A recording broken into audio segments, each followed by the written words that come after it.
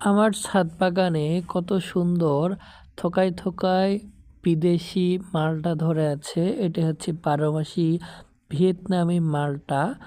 তো দেখেন এই থোকাগুলোতে কতগুলো মালটা ধরে আছে এবং নিচের দিকে এখানেও এক থোকা মালটা ধরে আছে। মাশাআল্লাহ, আল্লাহ তাআলার প্রতি অশেষ শুকরিয়া জ্ঞাপন করছি। এখানে প্রায় 6টার মতো মালটা ঝুলে আছে।